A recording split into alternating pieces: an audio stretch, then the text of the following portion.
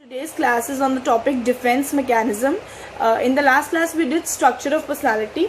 Defense mechanisms are again given by Sigmund Freud. So as all of us know that there are three elements of personality: id, ego and superego.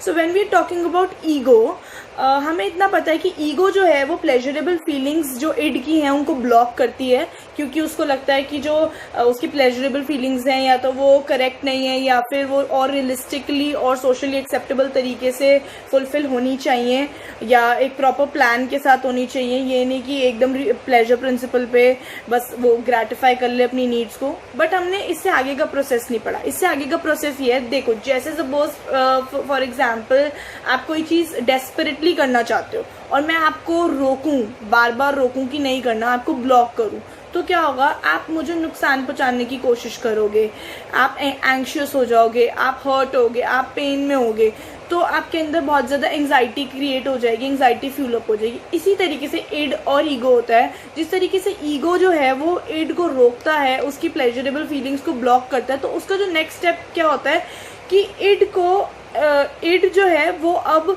Ego को bother करेगा, end जो है वो ego को अब disturb करेगा, क्योंकि ego उसको उसकी प्लेजरेबल फीलिंग्स करने नहीं दे रही है। और वो किस तरीके से ब्लॉक करेगा? और ज़्यादा आपके अंदर स्ट्रेस और एंग्जाइटी प्रोड्यूस करके, क्योंकि आप जो चीज़ करना चाहते हो आप वो कर नहीं पा रहे हो, तो आपके अंदर ही अंदर पेन होगा, एंग्जाइटी होगी, स्ट्रेस होगा, जो और ज़्यादा फ्यूल अप करेगा। तो वो जो एंग्जाइटी हमारे अंदर क्रिएट होती है वो हमारी ईगो को अलर्ट करती है कि अब उसे कुछ डिफेंस मैकेनिज्म्स का यूज़ करना चाहिए। डिफेंस का मतलब क्या होता है? जब हम पे कोई अटैक करता है और हम बचते हैं तो हम उसको डिफेंड बोलते हैं। तो उसी तरीके से डिफेंस मैकेनिज्म होता है कि ईगो भी डिफेंस मैकेनिज्म्स अडॉप्ट करती है जिससे उस एंग्जाइटी को वो रिड्यूस कर सके। बेसिकली डिफेंस मैकेनिज्म्स का यूज ये होता है कि वो रियलिटी को डिस्टॉर्ट करते हुए हमारी एंग्जाइटी को रिड्यूस करे। रियलिटी को डिस्टॉर्ट मतलब रियलिटी में, रियल लाइफ में जो हो रहा है उसको वो डिस्टॉर्ट करते हुए और अपना एंग्जाइटी को रिड्यूस करते हुए आगे बढ़ सके, अपने आप को डिफेंड कर सके। तो ईगो जो है वो तरह तरह के डिफेंस मैकेनिज्म्स यूज करती है, जो मैं आज डिस्कस करूंगी।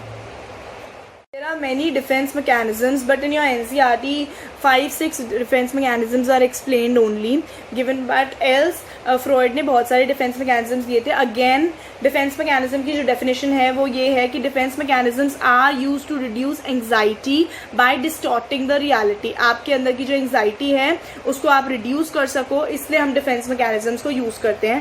पहला डिफेंस मैकेनिज्म है रिप्रेशन। देखो, एक होता है रिप्रेशन, एक होता है सप्रेशन। ये दोनों अलग अलग टाइप के डिफेंस मैकेनिज्म्स हैं। आपकी बुक में सिर्फ रिप्रेशन बताया है, वैसे एक रिग्रेशन भी होता है, लेकिन आपकी बुक में सिर्फ रिप्रेशन बताया है। मैं आपको सप्रेशन भी बताऊंगी।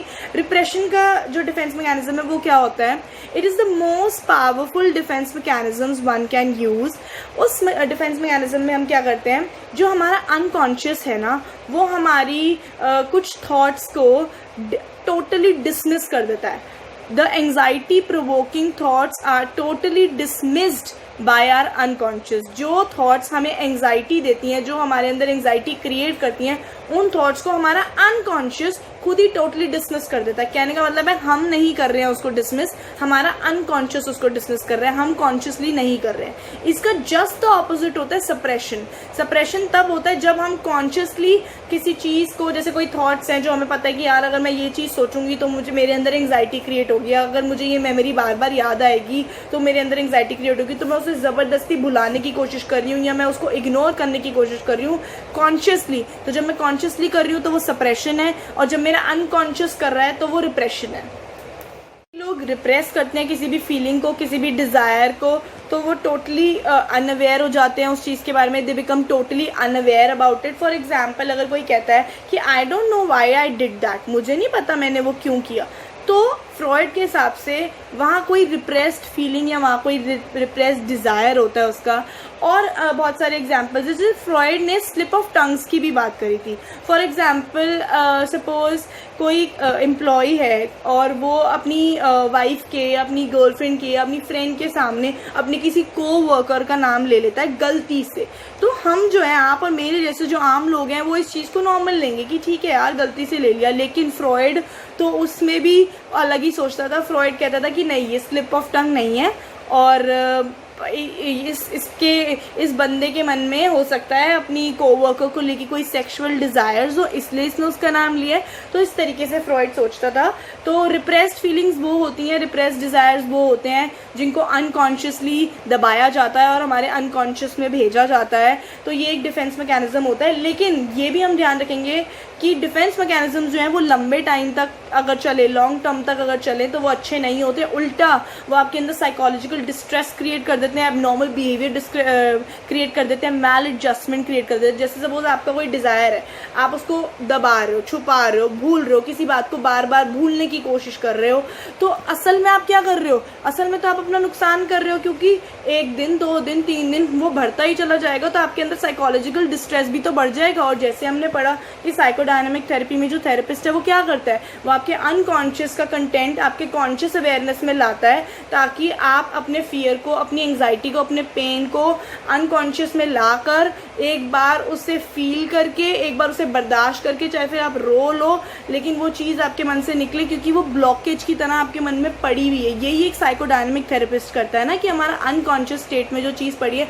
जो शायद हमें पता ही नहीं है क्योंकि वो हमारी अवेयरनेस से बाहर है। जैसे कि सपोज किसी बच्चे के साथ बचपन में चाइल्ड अब्यूज़ हुआ था, ठीक है, अब वो बड़ा हो गया है और अब वो लड़की जो है वो जॉब करने लगी है, उसके फ्रेंड्स बन गए, लेकिन उसको ना ट्रस्ट, रिलेशनशिप में ट्रस्ट इश्यूज बहुत आते हैं, वो बॉयज़ पे ट्रस्ट नहीं कर पाती, उसके रिलेशनशिप ज़्यादा लंबे स्टेबल नहीं रह पाते। तो आपके और मेरे जैसे लोग क्या कहेंगे, यार आज किसी और लड़के के साथ, कल किसी और लड़के के साथ, इसका तो कैरेक्टर ही खराब है, हम 2 मिनट में जज कर लेंगे। लेकिन एक थेरेपिस्ट कभी ऐसा नहीं करेगा, क्योंकि एक थेरेपिस्ट को पता होगा कि इसके अंदर एक रिप्रेस्ड फीलिंग है, इसके अंदर। अब वो क्या करेगा, जैसे साइकोडायनामिक थेरेपी कहती है कि चाइल्डहुड में जाओ, पास्ट में जाओ, कोई ना कोई सोल्यूशन मिलेगा।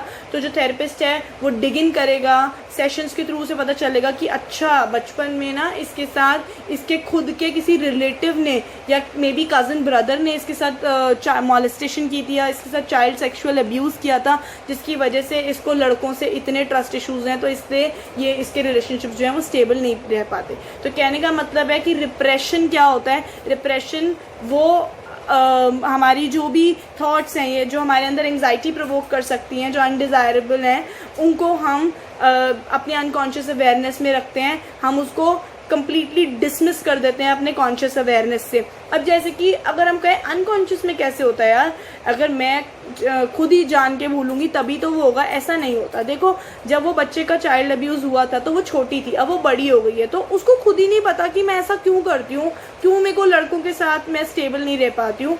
तो असल बात यह है कि उसके अंदर एक बचपन में उसके अनकॉन्शियस में दबा हुआ एक रिप्रेस्ड फीलिंग है कि उसको चाइल्ड मॉलेस्ट किया था। एक और एग्जाम्पल इस चीज़ का, रिप्रेशन का, ये है कि जैसे सपोज़ हमारे साथ कोई ट्रॉमेटिक इवेंट हुआ है, ठीक है, हमारे साथ कोई बहुत बड़ी हादसा हुआ है, ट्रॉमेटिक इवेंट हुआ है, लेकिन उसके बाद, उस इवेंट के बाद हमारे साथ बहुत अच्छी चीज़ें भी हुई हैं। तो इवेंचुअली क्या होता है कि हमारी गुड मेमोरीज हमारे उस ट्रॉमेटिक इवेंट को इग्नोर करके हम अपनी गुड मेमोरीज़ को ज़्यादा याद करते हैं और उस ट्रॉमेटिक इवेंट को इग्नोर करते हैं। तो एक्चुअली में हम वो खुद नहीं कर रहे हैं, लेकिन हमारी मेमोरीज़ कर रही हैं, तो हमारा अनकॉन्शियस कर रहा था, इसीलिए हम उसको रिप्रेशन बोलते हैं। लेकिन जब हम जान के किसी चीज़ को भूलने की कोशिश करते हैं, उसके बारे में बात नहीं करते हैं, तो वो रिप्रेशन नहीं होता, वो सप्रेशन होता है। तो whenever we put our content into our unconscious, we dismiss it into our unconscious consciously, तो वो होता है हमारा सप्रेशन, और जब हम उसे अनकॉन्शियसली करते हैं तो वो होता है हमारा रिप्रेशन।